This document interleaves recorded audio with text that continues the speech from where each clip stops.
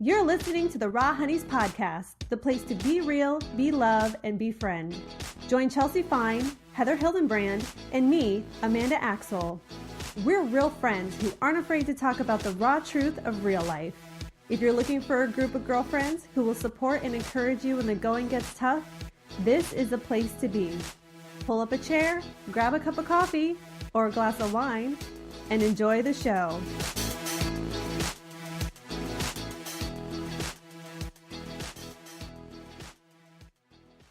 Hey honeys, welcome to today's show. My name is Chelsea Fine and I am here with Heather Hildenbrand and Amanda Axel. And today we want to talk about sex. Okay, and if I'm being totally honest with you guys, talking about sex is like a really big part of why we wanted to start this podcast in the first place. Because it's fun to talk about sex and it's interesting, but also because talking about sex can be sort of touchy. It can kind of get sensitive for people, not because there's anything wrong with it, but just because it's not as common in our everyday language and conversations and stuff. So when sex comes up, it feels really personal. It feels really vulnerable, right? It might feel a little too intimate. But that's sort of the exact idea for what we want to do with our podcast, with our conversations, and just with one another in our friendships and stuff. We want to be real, right? And realness means letting yourself go to those vulnerable places where things are kind of sensitive and letting yourself participate in it. So we want to talk about sex with you guys today. And actually, we want to talk about sex with you guys a lot, and we will. We will. We'll talk about all different parts of it and all different like perspectives and stuff. And it's such a broad topic, right? Like with just that one word, it's a 3-letter word. It's super tiny, but with just that one word, like thousands of ideas and notions and stuff come to mind because that one word carries so much inside it. Right? So trying to break down the word sex and break down all the parts and pieces of it cannot be done in one episode for sure. So for today, we're going to start at the beginning.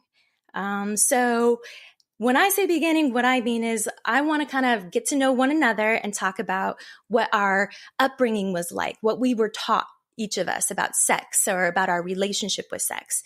So we're going to kind of dig into that. And the reason that like this episode is coming up right now, we're doing it, and that I'm emceeing it today is because I recently listened to an interview on the Rich Roll podcast, and he was interviewing a woman named Nadia Bolz-Weber. She is a Lutheran pastor. She's a speaker. She's an author. She's amazing. So she's incredible.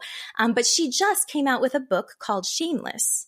And this book, Shameless, is talking about, it's like a call for a reformation of sex within the church, within these religious organizations and institutions, because there has been a lot of sexual control and sexual boundaries that have sort of been placed on us culturally, socially, personally by these religious institutions for many of us.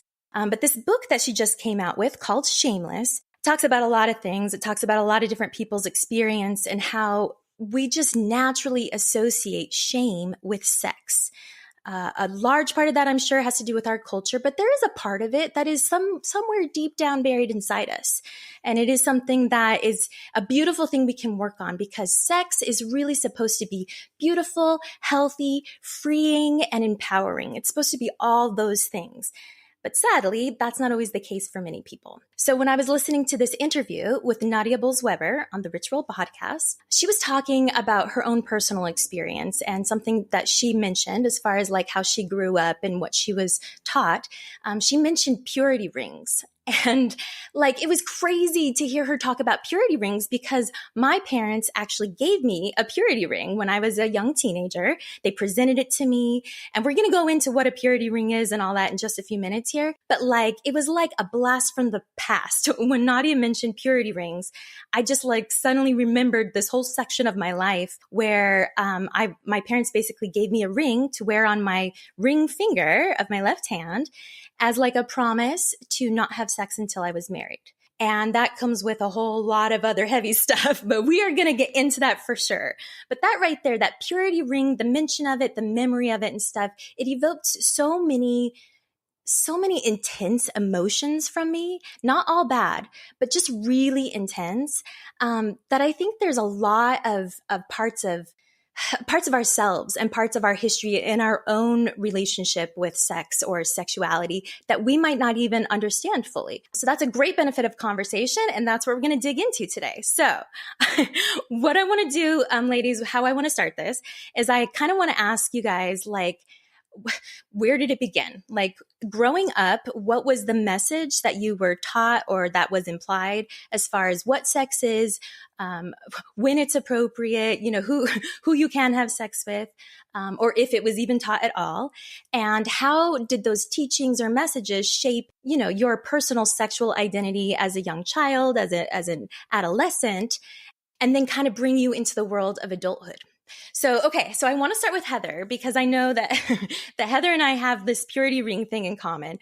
But before we talk about that, Heather, go back to the very, very beginning. So what was the message of sex in your household growing up? Or was there a message of sex at all?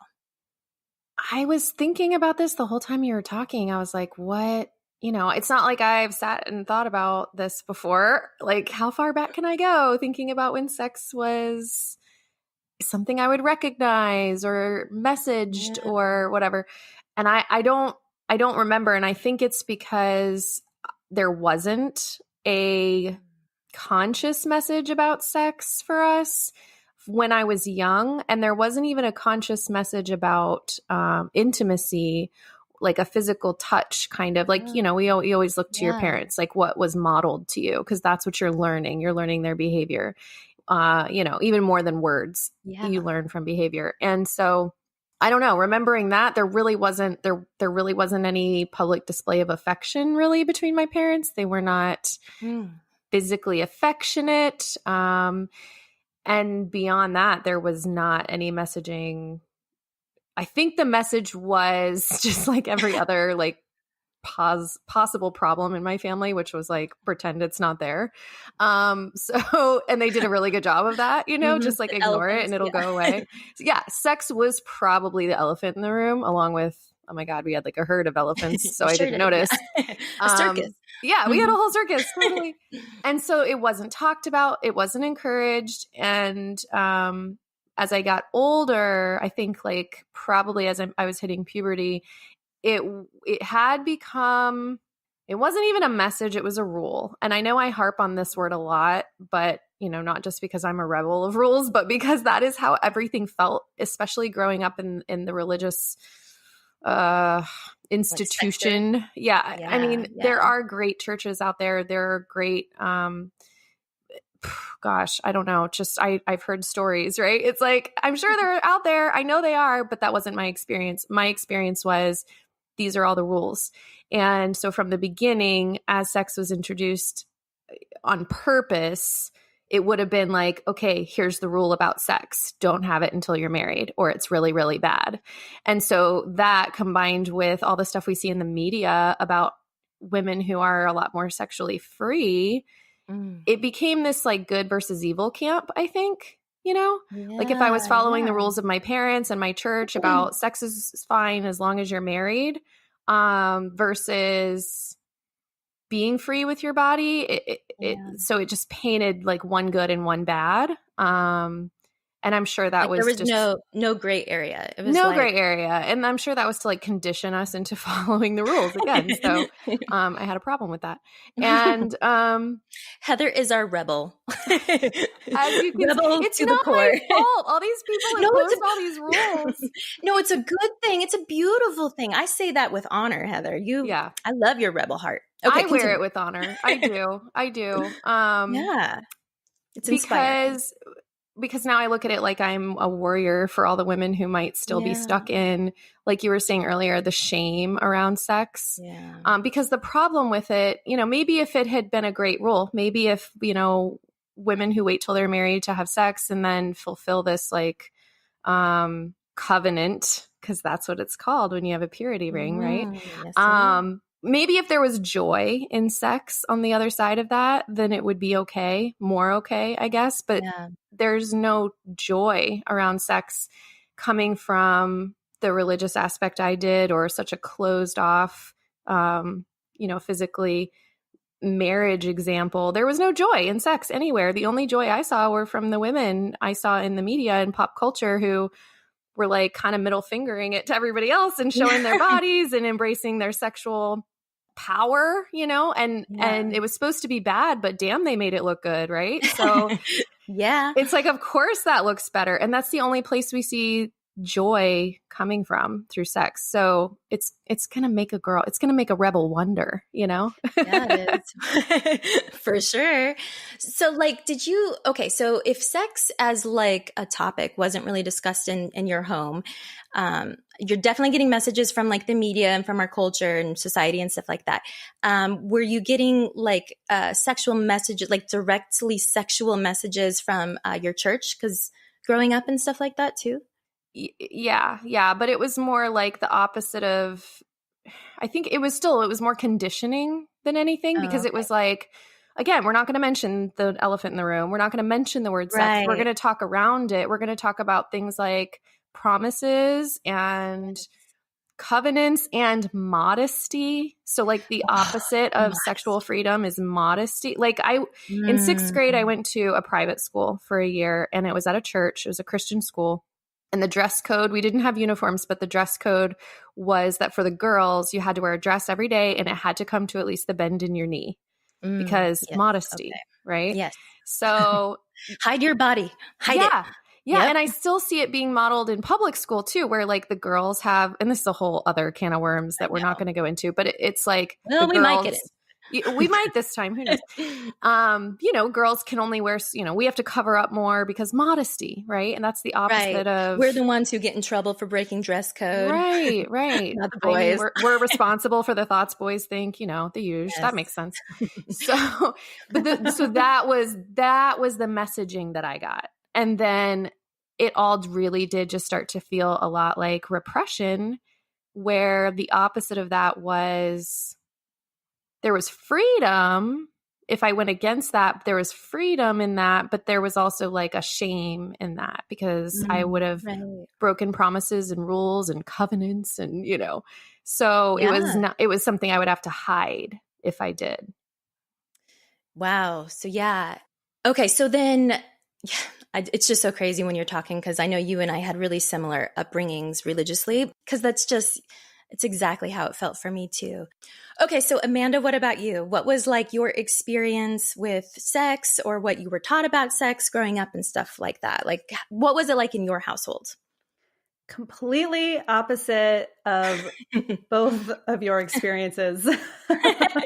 Jealous. Oh man. Like so different. It's crazy. So my parents were Christian. They grew up Christian, but traditional Christian values did not play a role in sex conversation or anything like that in our house when I was growing up.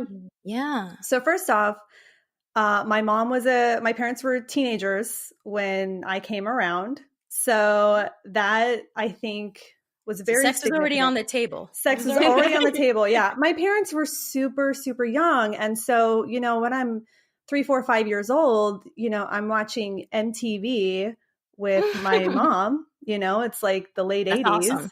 And there's nothing but sex on MTV in the late 80s.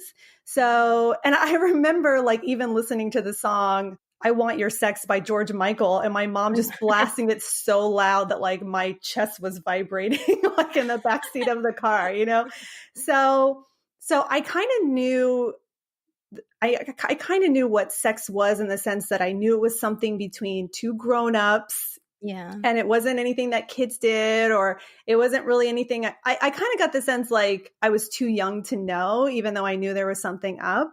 But I really wasn't that, I wasn't really, really too curious about it at that time. I mean, I'm talking like young, but I mean, even my favorite movie at 5 years old is Dirty Dancing, and there's sex in that movie. Yeah. I mean, it's not explicit, but but there's no like, oh, you can't watch this, or, there's nothing like that, unless it's like violent or really explicit, then, visually or whatever. So it wasn't ever like presented or cast in like a negative light. It was never like, never. Sex is a bad thing. Wow, my mom actually, I was playing with my Barbie dolls. I was 9 years old when she came into my room and she said, Mandy, we're going to talk about periods now. And I was like, and she told me like, I think a week before that we were going to talk about periods. Yeah. And I knew that meant we were going to talk about sex because I'm 9. I know, that there's something up, obviously. And it was so funny because I didn't really know how sex worked. But I remember in that week, I had figured it out because of what I was able to put together from what I had seen on TV. Were you trying to mentally prepare for this like conversation? I wanted to like studying. I didn't want any surprises Totally. when I had this conversation. So like even like Look Who's Talking, like the little, little spermies floating that was such through. a great little educational movie. Come on. Yeah, that like totally made sense to me. Yes. I was like, like when I put it all together. That's how I learned. You too? That was my very first full comprehension understanding of like the sperm kind of aspect of sex. Honestly, I didn't remember that until you just said that movie. It honestly was probably mine too, but I probably watched it a lot later than 9. And that's the thing is I think there were a lot of kids who were watching that movie in the late 80s and 90s. Yeah. And it was actually really doing us a service by teaching us a little bit about, the science of sex, the biology of sex, But yeah, so, I'm 9 years old. We have a conversation with my mom, or I have a conversation with my mom, and it's good. My mom is super open. She was always like, all growing up, she was very much like, sex is between two people who love each other. I think that was more of her message than wait till marriage. She never expected me to wait till marriage. She's not naive at all in that way. And she was always very much like, if you want to have sex, it's okay. You can tell me, make sure you're safe. Like, we'll make sure that you don't accidentally get pregnant like I did, all these kinds of things. So she really, really prepared me. And then on top of that, as you guys know, I also grew up watching Sex and the City. Yeah. Yes, you did. As young as 13 when it came out in 1998. That'll give you an education. Oh my gosh, it was such an education. And I think a lot of people would be like, don't let your teenager watch this show because it's going to glorify sex in a negative way. Mm-hmm. And it didn't glorify sex for me. It taught me a lot about sex. It taught me how serious sex is. And I actually think it kept me a virgin longer and it kept me safer than if I hadn't ever encountered that show. Now, that's my personality mixed with that viewing. I don't know how someone else would have reacted to it, but it was actually really great for me. So Did you know that you didn't want to, because we've talked about this, that you don't want children. Did you know you didn't want kids? So did that also play into like your responsible mindset around sex? Absolutely. Yeah. I figured. But also, I also see movies have been very influential for me because I also watched this movie called Kids in the 90s. Oh, yeah. Oh, yeah. So I didn't, and like AIDS was a thing, we were all talking. So I didn't want to get AIDS and I didn't want to get pregnant. And so I was like, so it was good to be exposed because the education helped shape your decisions. I made my boyfriend get tested before we ever had sex when I was a virgin. You're so responsible. And I was 16. You're amazing. I was 17, actually. Yeah. Wow. I'm going to make Kiana start watching Sex and the City right now. Yeah, I know. I always tell parents, if you want to scare the shit out of your kids, watch Kids with them. You know what I mean? Yeah. Yeah. Seriously, like that. Yeah. That's talk about getting scared straight, Yeah. For real. So you had it sounds like you had a pretty overall healthy kind of upbringing. Sex was not taboo. Sex was part of conversation. Yeah, it wasn't shameful. No shame. That's awesome. It wasn't like a major dialogue. My parents weren't that, comfortable with it, but it was totally fine and acceptable and a healthy, normal thing to do. And my mom fully expected me to do it at some point. Yeah. So, and she was, I don't know. She wasn't encouraging honey, you gonna have sex yet? But she was encouraging if you do, we'll make sure you're good. It's okay. You can talk to me about it. I love that. And it really it doesn't really surprise me. You are such a grounded and anchored person. You personally, as a friend of my life, you tend to have such really healthy places from where you come, almost in every category. And so I'm not even surprised that you got to have this upbringing where you got to learn about sex without feeling shame or feeling really severe, like fear of condemnation, like going to hell or something like that. Like, that's beautiful. That's what freedom is. Freedom is, yeah, especially growing up, because we all have questions, you know? And I just, I definitely did not have that in the same way as you at all growing up. My parents had me when they were very young too, and I did the math, and I knew that at a young age. But still to this day, it's like not something that has ever been admitted by like either of my parents, because we have a circus of elephants in my family too. So like my experience with sex growing up is most of my sexual education I actually got from the church. I went to a lot of like girl Bible studies where, you know, we were basically told that our bodies are dangerous and that and that we should definitely not touch them or share them with anyone because we'll go straight to hell. Like, those weren't the words at all, that we needed to be married first and that it would be beautiful and stuff. Like, there was good intention behind the message, but I grew up thinking sex was just like this gigantic mystery. And this is before the internet. I definitely couldn't look it up. I definitely couldn't ask my mom or dad about it. And so it wasn't until I had like a sex education class at school that like I put it all together. And I think I was in 4th grade. And I learned it and stuff. And in my head, like my like little girl brain was so confused because I was like, whoa, this is a really big deal. And nobody in my family knows about it because it's just like nobody would ever talk about it, you know? And, but not in like not in a rule kind of way. Like, my parents are pretty cool as far as if I bring up a topic, they'll usually talk to me about it. Well, I definitely would not talk to my dad about sex. That would just be weird. But like, my mom would talk to me about sex, but my mom would never make eye contact with me. and I have the most amazing mom. But she would always kind of downplay it. And for my safety, I realize now, you know, she was trying to keep me away from sex because that's kind of the notion I grew up with, is that sex is this dangerous thing that can ruin your life and get you sent to hell. And then, you know, and then put the scarlet letter on your chest so you're walking around with shame forever. But what was really interesting about me growing up that way is in 4th grade, right after my sex education classes, like, I actually had a thought like, well, I'm going to make sure that I have sex as soon as I want to, because I don't want it to be a mystery anymore. And everybody's making such a big deal out of it that it's got to be amazing. Like, it just made me want it more, like so much more. You know, and then I got into my teen years and that just kind of, I kicked that into high gear even more. But before all that, my parents presented me with a purity ring. And I know this was the same for you, Heather. So actually, Heather, do you want to like maybe kind of describe what a purity ring is and what all that's about? Yeah, well, I'm curious actually if ours were the same kind of thing or if there are any differences between the way it happened for you and it happened for me. So our church did a program. It was probably like some kind of conference, I think, that we went to, and it was more like a dad-daughter thing. And so my dad and I did it. And at the end of the whole service, the dads presented their daughters with a ring, and the whole thing was called True Love Waits. I do remember. Oh, yes. Is that what yours was? It was called True. Yeah, with like Joshua Harris. He wrote that book and stuff, right? Oh, girl. Yes. It's like we had the same childhood. Very similar. Oh, it's exactly the same.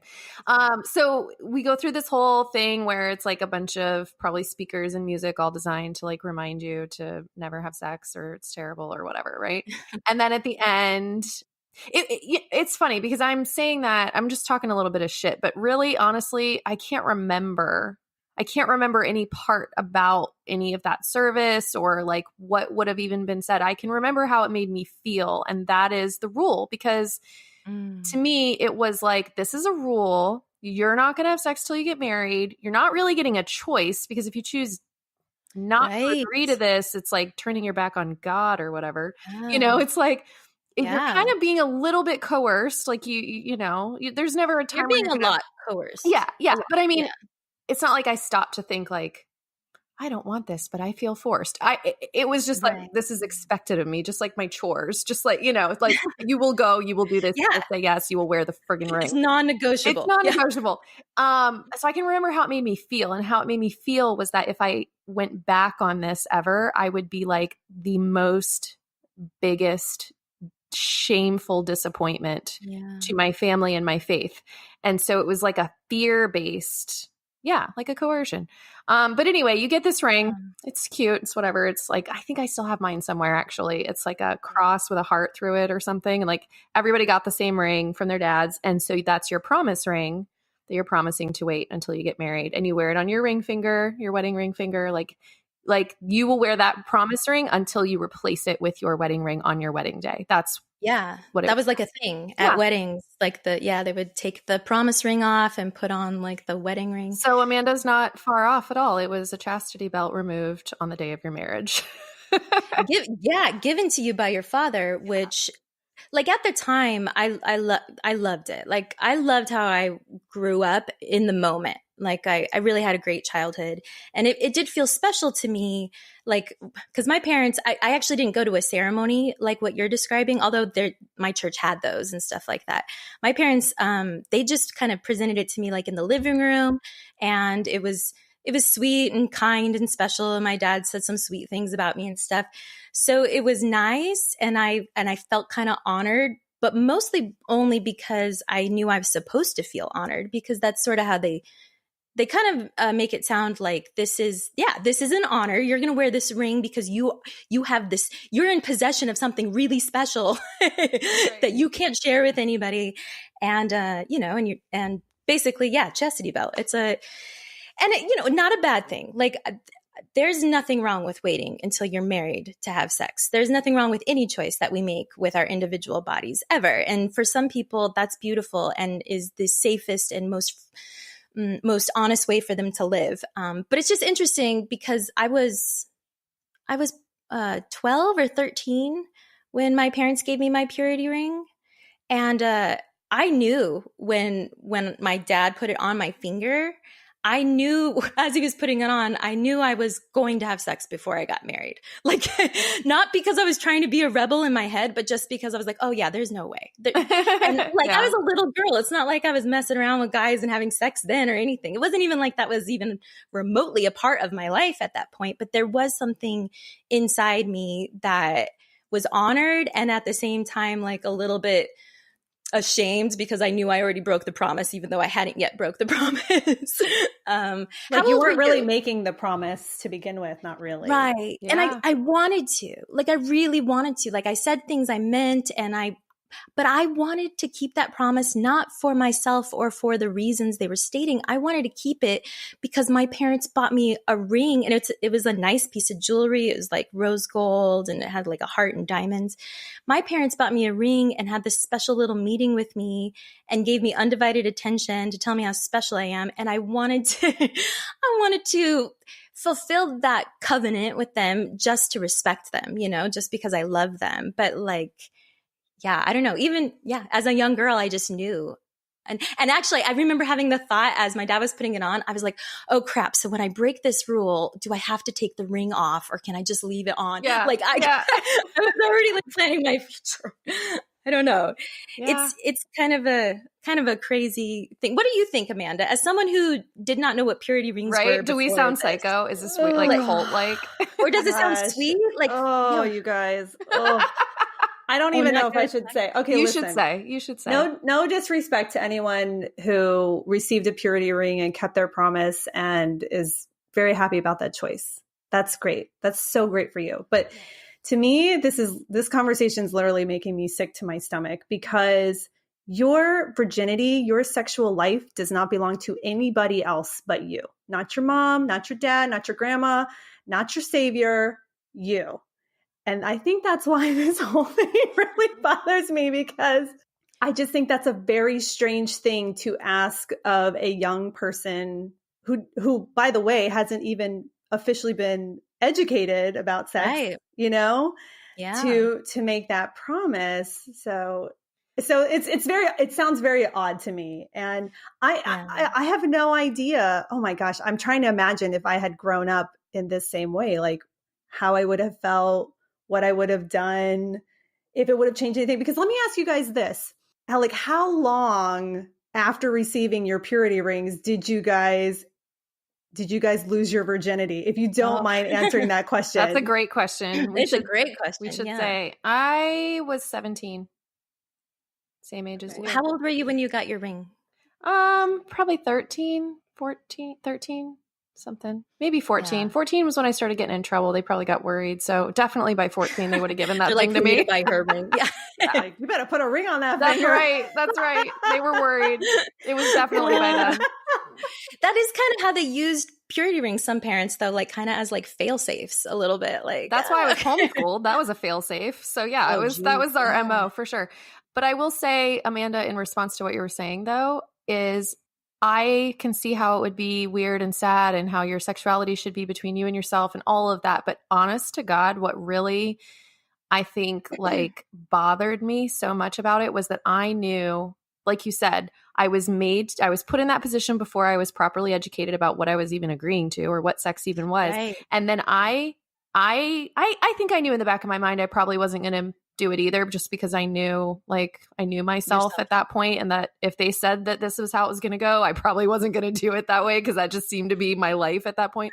But mostly I was disappointed that putting that ring on felt like a finality, like a closing of a door. Like now I can never bring up sex with my parents. It's a done deal. We've had the conversation. We're going to move on. Yeah. It was a door closing. Yeah. Jeez. And because because, that's why they did the ring, because, well, I don't know why they did the ring. They probably did it because it was the rules, but I felt in a lot of ways like they did it because they'd rather do that than have a conversation openly. Over and over again, and like just always being willing to know where I was with sex, and like what you did with your mom, what I do with my kids is the open door policy. And I think they were so scared of doing the open door policy. Putting the ring on felt like closing that door. Like, okay, now you know what we expect, and this is what you're going to do, and now we don't have to talk about it. And that bothered me more than anything, honestly.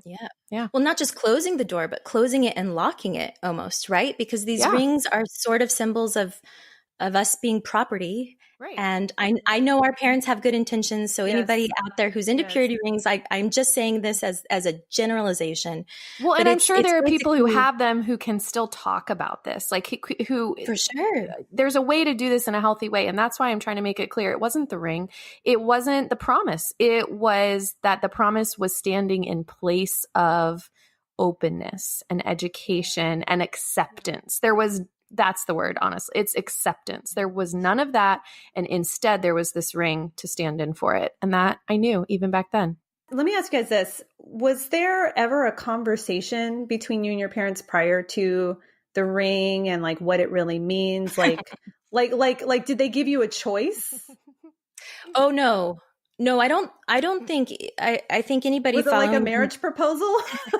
Actually, for me, it sort of came across that way, but I don't know about you, Heather, but because I went to a bunch of True Love Waits, like conventions and meetings and stuff as I got older, and definitely it wasn't like an optional thing. It was kind of like, oh, if you're here in this crowd and you're female, you have a ring on and and your body does not belong to you until you marry somebody, and then your body will belong to that person. Yeah. Like it. Is that kind of how it was for you? Almost like right now your body belongs to Jesus, and when you get married, your body belongs to your husband. So either way, it's never going to be yours. I mean, right. I hate to say that, but that sums it up. That's how it felt. Well, and let's not educate us and stuff like that. Like if anybody needs education about sex and how sex works and ramifications of sex, it's females. Like, right? Come on. Our bodies are so amazing and so complex. It's wild to me that like sex education, at least when I was growing up, and I mean, I had sex at school and stuff like that. And I could ask my mom. My mom would never not talk about things that I wanted to talk about, but it's awkward. But there was no internet back then. So it's not like I could Google, like, how does sex actually work? I couldn't look up porn to get, like, it's just a wild thing to like, looking back to me, it seems a little bit wild to ask all these young little girls to wear these rings to protect their bodies, which are the most dangerous thing on the planet. It's how we were made to feel, right? Your body is so dangerous. And if anybody gets in there before you're married, it's your fault. And there's all these consequences, but we're not going to actually tell you what sex is, how it works, Right. or you know what I mean? It's Yeah. just like, confusion. Yeah. Although I can see how other people found safety in that. Like I know I had a lot of girlfriends who loved it because it made them feel safe. Like, oh, well, no one's allowed to touch me now. And that therefore I don't have to think about my body being touched, or because I know a lot of my young girlfriends were terrified of sex. Like they were scared of getting married because on their wedding night, they would have to have sex with someone. And that was just so overwhelming. Like, oh, does it hurt? Or am I not going to like it? That goes back to what we're saying about the lack of openness and the lack of education about it, because part of that lack was that nobody told us that we were going to like it or allowed to like it. I mean, that even goes back, I think, to like, previous generations, like our parents' generations and before, where really the fact that women enjoy sex is kind of a newer concept, honestly, culturally speaking. Yeah, so, it's newer to the modern age, because I do believe that, like in ancient history, women knew how to get down, right? Back in the age of the goddess. But yeah, Heather, you're so right, because it is just like, I really did grow up feeling that I was not supposed to like sex, and I liked sex. Like even before I had sex, I knew I was gonna enjoy sex. Like once I started like kissing and making out with guys and stuff, like I knew I wanted sex, even though I didn't fully understand what sex was completely, all the details. And there was no loophole that I could find in the religious doctrine, at least, or that I was taught, that said that was okay for me, even after I was married. Even after I was married, I would always think to myself, okay, so I'm never supposed to enjoy sex. Why would I ever marry someone then? Like, it's just... Right. And that's what those girls are probably thinking. Like, why would... And I was friends with plenty of girls who actually looked at it like an honor that they had saved it for marriage, saved themselves for marriage. Yeah. And it was like a special gift that they're giving to their husband now that they don't have past partners. And I think that is absolutely beautiful. And I've met people who love sex, who are well educated about sex, who are pretty open about just accepting their bodies and enjoying their bodies. And it's like totally healthy and wonderful. But they really, in my experience, have been the exception, not the rule. And that, to me, goes back to all of these things we're saying. It's like, I don't think it's even just from the religious side of things. It's our culture who really feeds, or maybe I should say doesn't feed us properly when it comes to telling us that we can enjoy sex, we're going to enjoy sex, and that there shouldn't be anything wrong with it. It doesn't have to be scary. Like all of that messaging, I think, would probably deeply affect not just the purity ring movement, but women in general, Well, of course, it can't not affect those things. And that's actually this is a really good kind of tangent to sort of take here with like the cultural and social sexual expectations and sexual narrative. So I know for Heather and I know that, we grew up in these religious households. And so we kind of had an outline to live by that included purity rings and whatnot. Amanda, though, what was your, you grew up watching Sex and the City, and you had a lot more freedom and a much healthier, understanding of sex and conversation about sex and stuff. What was the message that you picked up on growing up from like our culture and society as far as what is and is not appropriate for a female to think or want or feel? Nothing. Really? Like you didn't really pick up on any kind of message of like, sex is for boys, not for girls? No, never. Oh my God. Especially with Sex and the City. I mean, Sex and the City is completely about, not completely, but it's largely about female pleasure. Yeah. That's the opening scene of the pilot episode. Yeah, right? Exactly. Like having sex like men, right? Like kind of reclaiming our pleasure. Liberating. And so to me, it normalized that for me. And I always thought that the point of having sex, besides procreating, is to enjoy it for the purpose of pleasure. Yeah. Everything that I was seeing in my culture seemed to like echo promote that, to echo that. Yeah, exactly. That Oh my same thing. So, and I don't think if there were ever any messages opposing that, they were not strong enough to penetrate me. Nice. Pun intended. Okay. That was not pun intended, but I like it. That was awesome. So like, were you just like ready to go? Like at what age? I love that she's trying to ask you. You know, it's so funny because, okay, so here's what's interesting is like, I've only been with one person. I've only been with my husband. That is so interesting. Yeah. Yeah. And it just kind of worked out that way. We did not wait till marriage. We weren't even together that long, I think, like before we started having sex. And it was so funny because the guy I dated before him, I was like crazy in love with, and we were like 16 years old. But I just knew like I didn't like at that time when we were dating, I just didn't want to have sex with him. It just didn't feel right. Like, I don't know. And then I ended up getting on birth control for other reasons prior to ever having sex. And so when it came time, so like after, I don't know, I just kind of got this feeling like, you know what, I think I'm ready. And then my husband came into my life, and then I was like, all right, I think this is going to happen. I think I'm ready for sex. It was just sort of a feeling like, you know what, I'm ready. It's natural. Yeah. And we waited. I mean, we waited until like we felt very strongly for each other, and we had said, I love you to each other. And our relationship was not casual at all. And that's really what was the most important thing to me was I really wanted, and everybody told me too, it was so funny. Like all my friends told me, your first time's not going to be special. Like don't bother. My first time is like out of a Harlequin romance novel. Okay. I'm talking like rose petals on the floor, like music candles, like all that shit. Good job, Joe. I know. That's awesome. I'm applauding Joe. Because I was not going to give it up.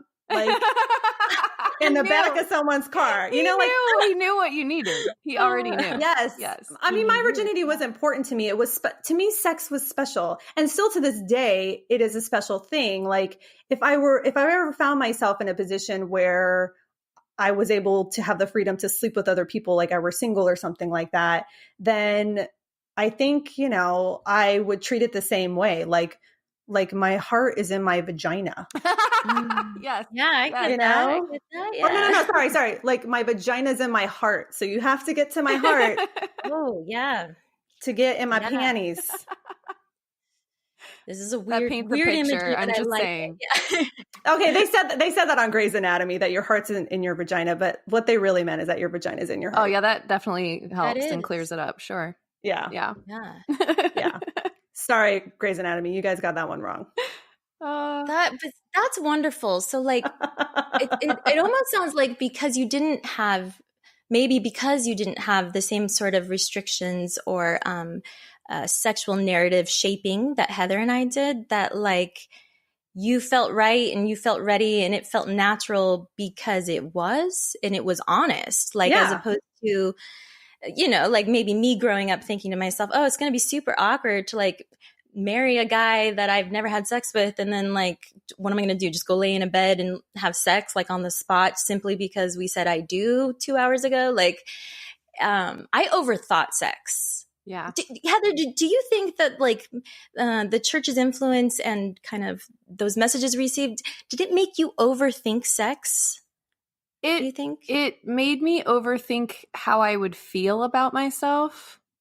Because I think that's why I waited till 17, because I was in a lot of situations younger than that I could have had sex and I chose not to several times. And it wasn't because I didn't want to. It was because I knew I was going to have to live with the shame and the secret of having done that afterward. And are there any of those encounters that like today, looking back, do you regret not having sex with any of those individuals?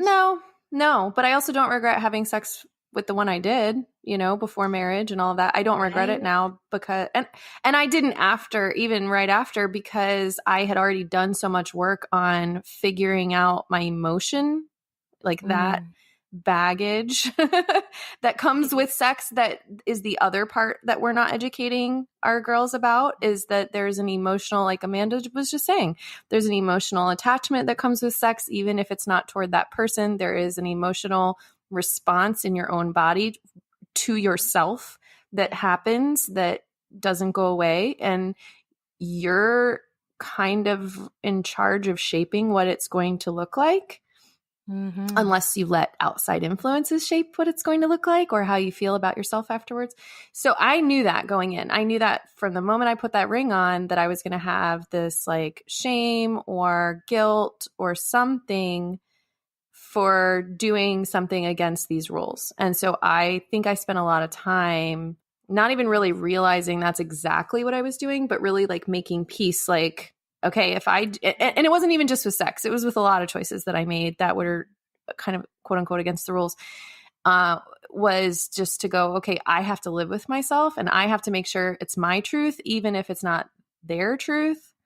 Yeah. So by the time I had sex, I decided it was my truth. Now I was angry. I was angry toward a lot of people, including my parents, after I had sex, because they didn't approve of the guy even before we had sex. Like, as a boyfriend, they didn't approve of my life choices. It was a really hard time between me and my parents.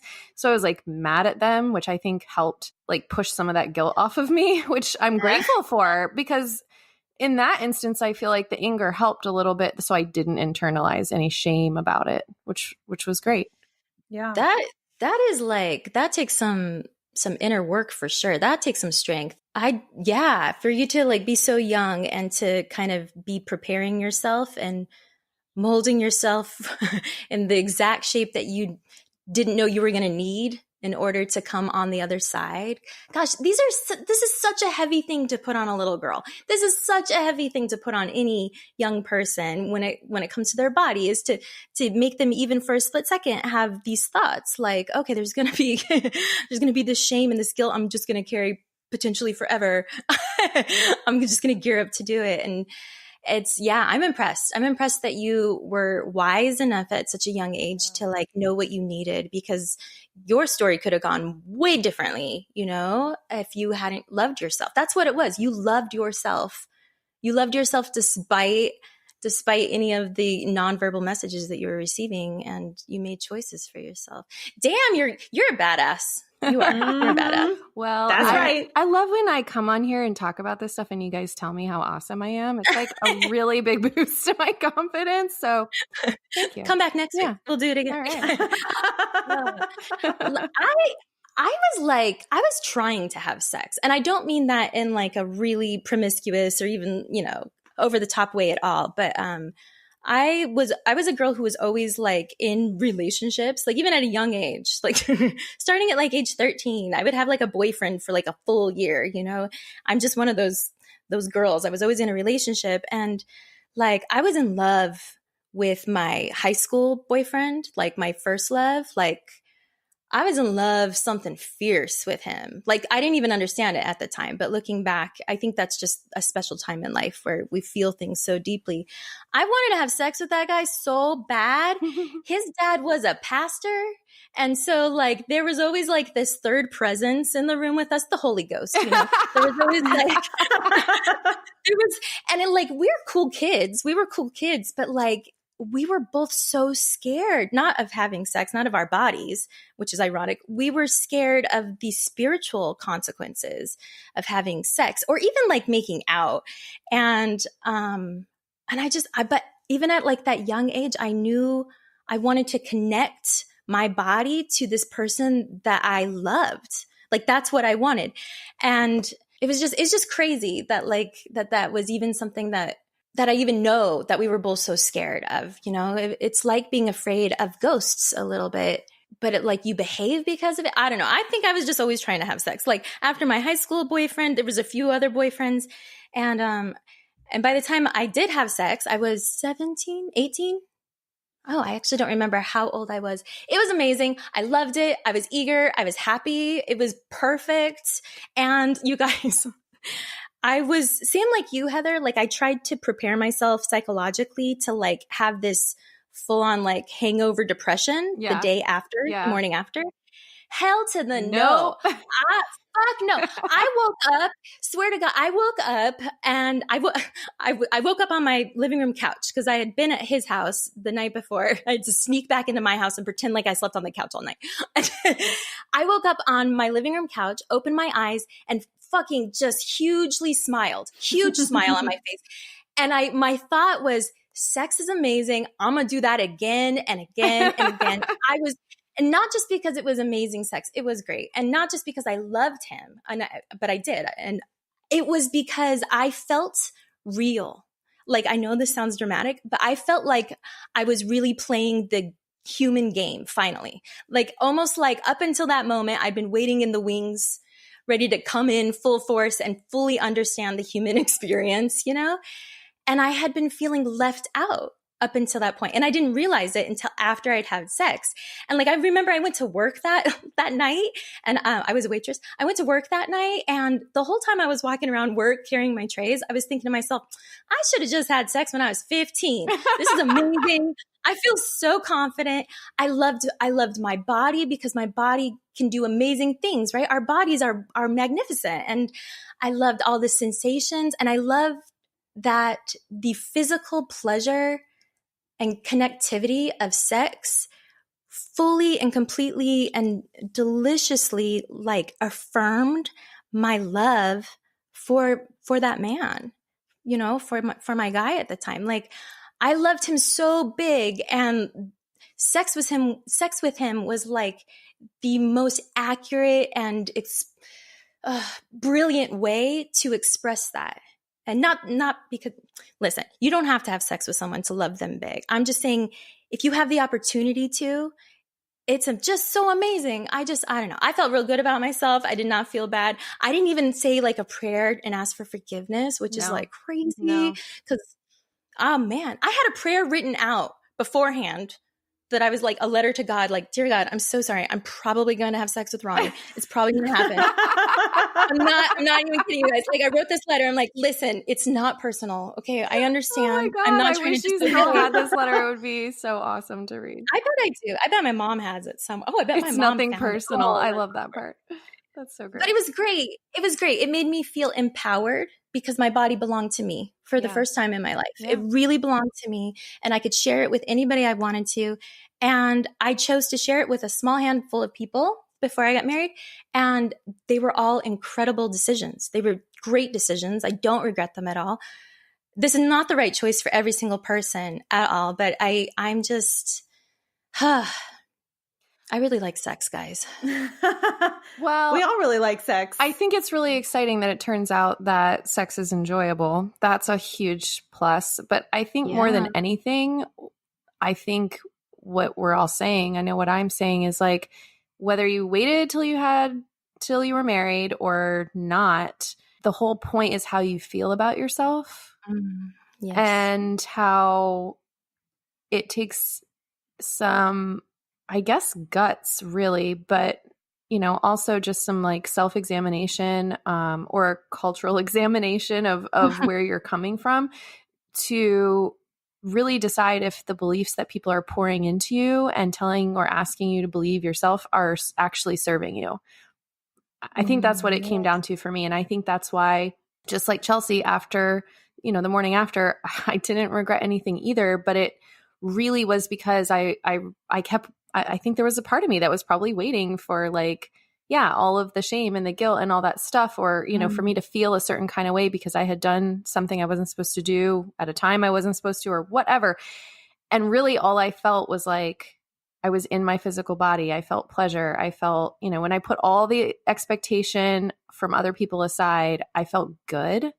And I think it just really put into perspective where I was like, okay, I don't have to accept all of these weights and expectations and beliefs and rules that people are imposing on me. I get to choose whether I accept them or not.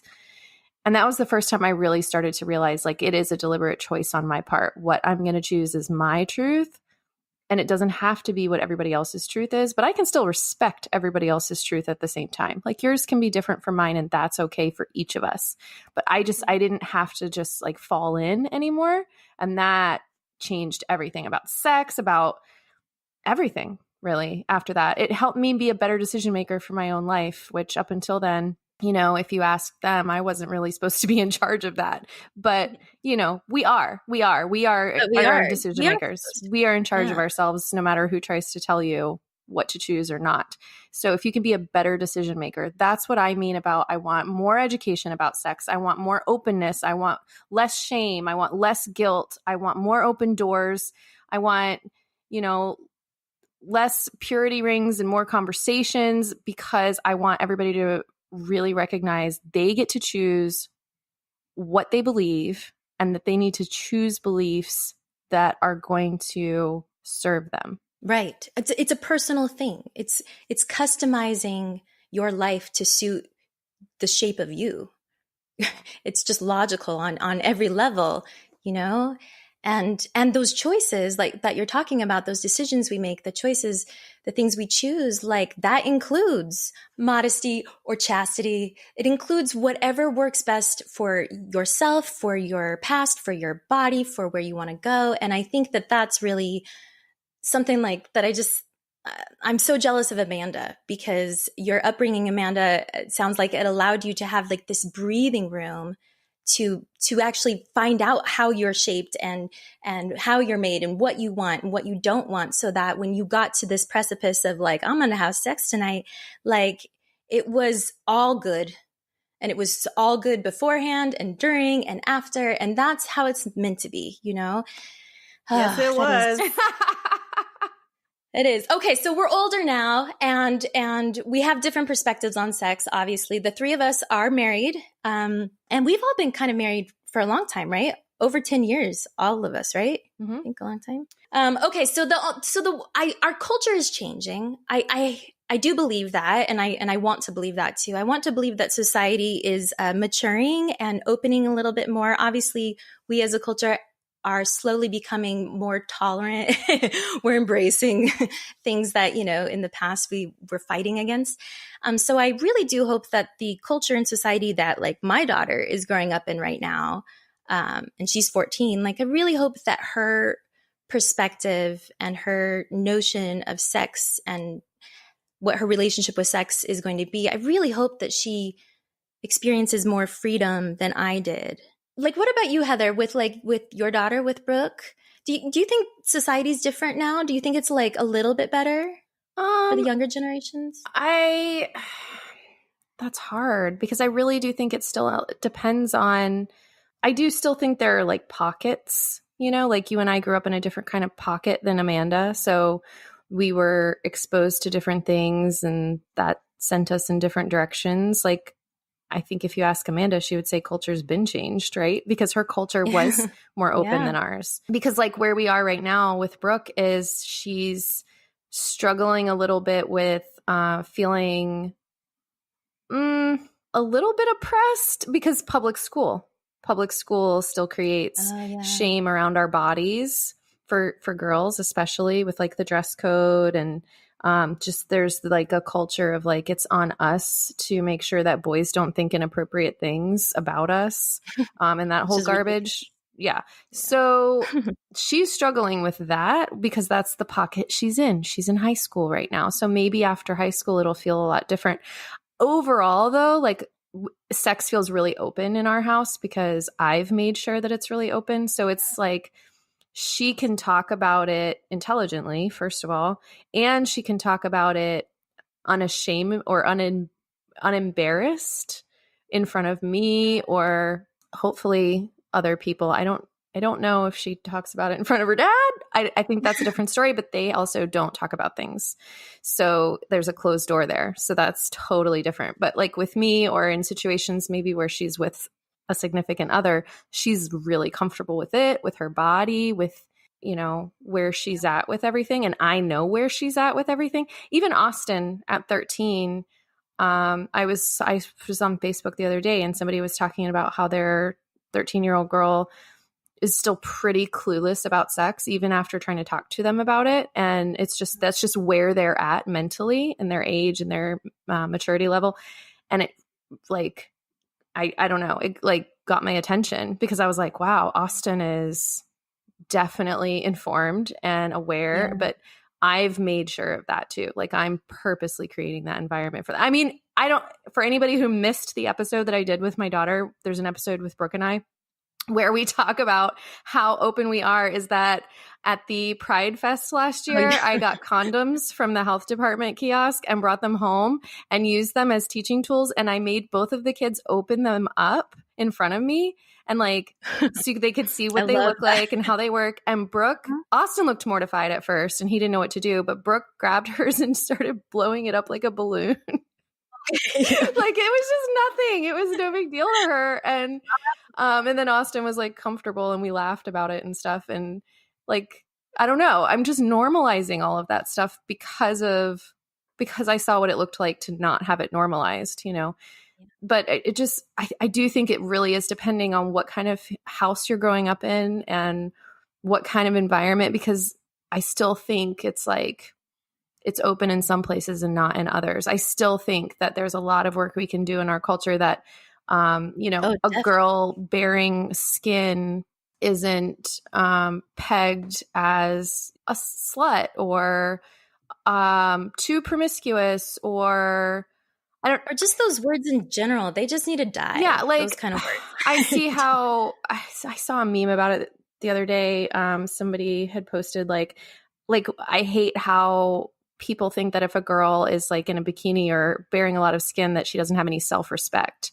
Like what? Yeah. Like I respect myself even when I'm naked in the shower. I don't know if anybody else has thought of it that way before, but yeah, that's really, that sounds stupid when you say it like that, but that is still a label that our culture gives these things. And so I think there is still a lot of work to do. And I think it's going to take people like the three of us who, regardless of what background you come from, you know, sexual, educationally speaking, we're committed to talking about it, bringing it out into the light and getting rid of that damn herd of elephants in our living room, you know? Oh man. Yeah. Well, and it seems like a lot of what we're saying here today comes down to permission, right? Permission to own your own body, permission to choose who and when and where and why.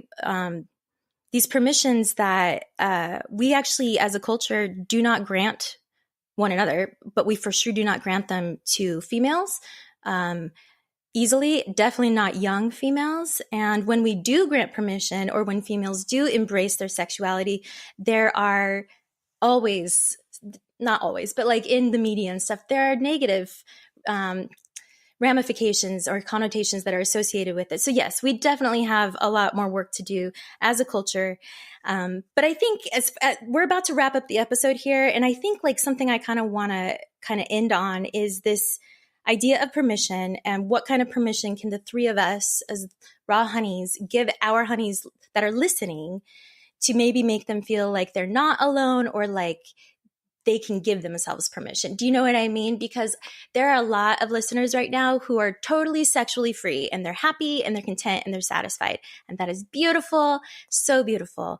But there are just as many, if not more, that still feel trapped in their bodies, that feel ashamed of things that are not theirs to carry, you know, that feel isolated, left out, confused, or they feel tricked, you know?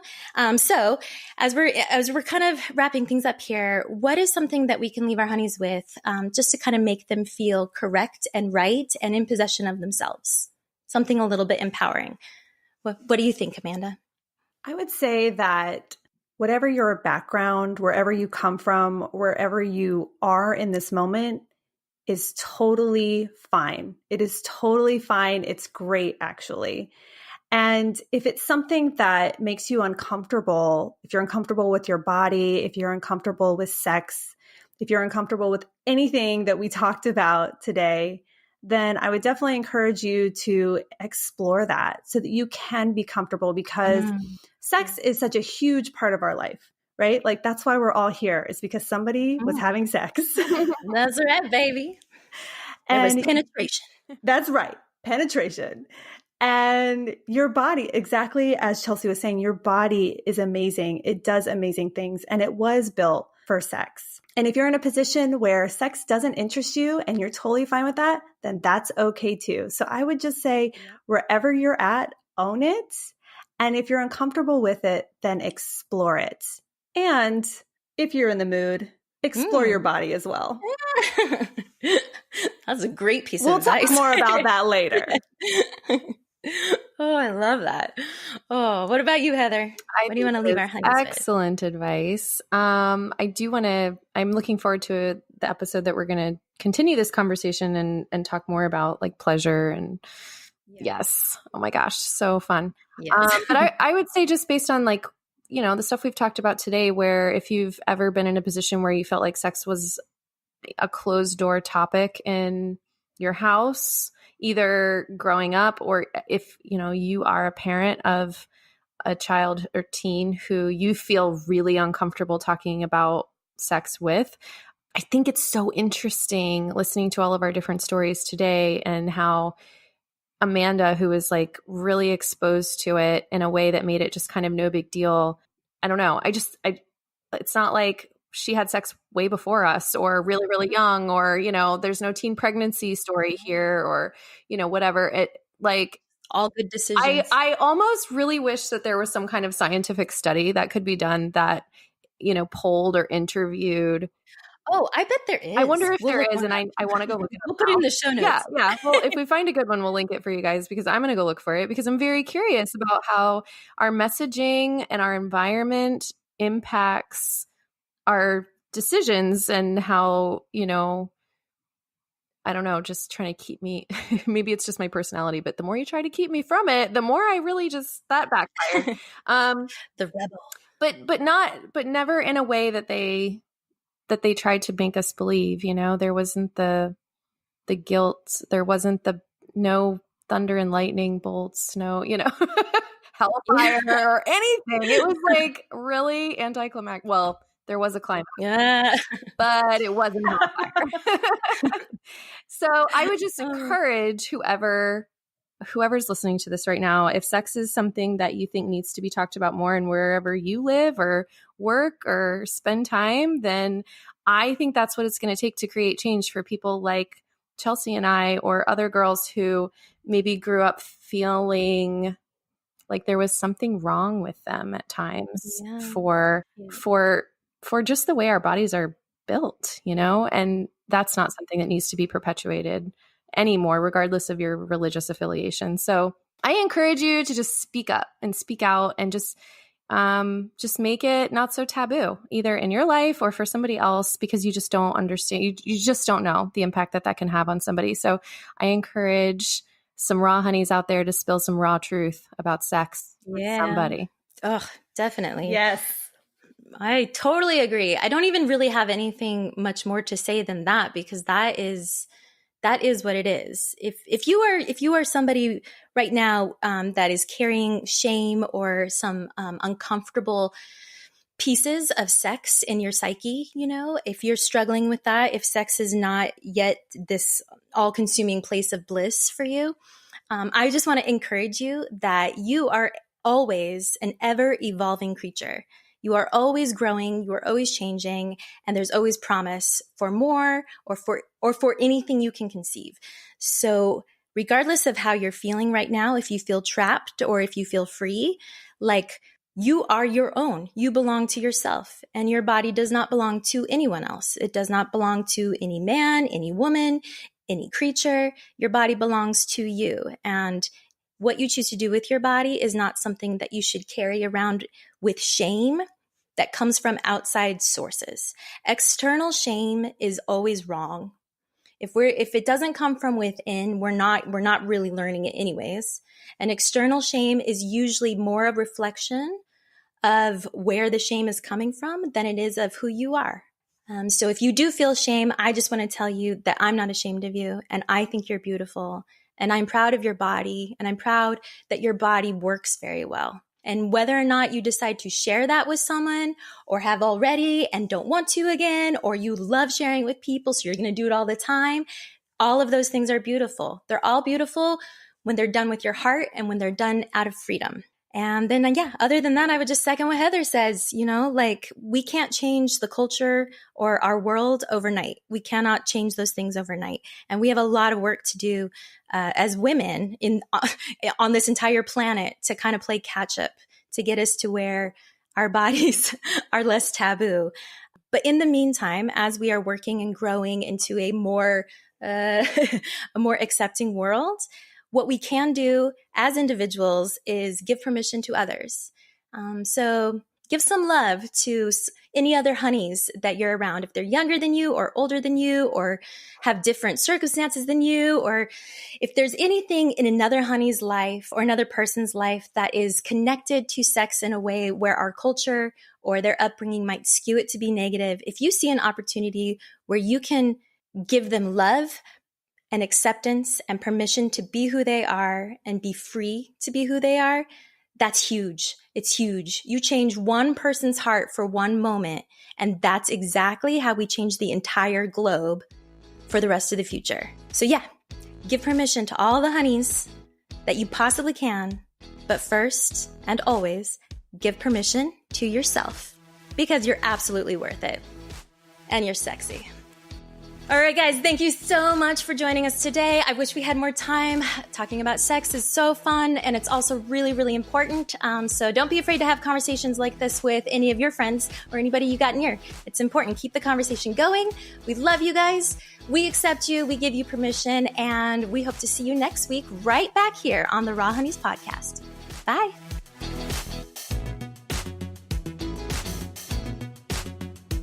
We hope you enjoyed today's episode of the Raw Honeys podcast. If so, please share it with a friend or post a review. Heather, Chelsea, and I would love to connect with you.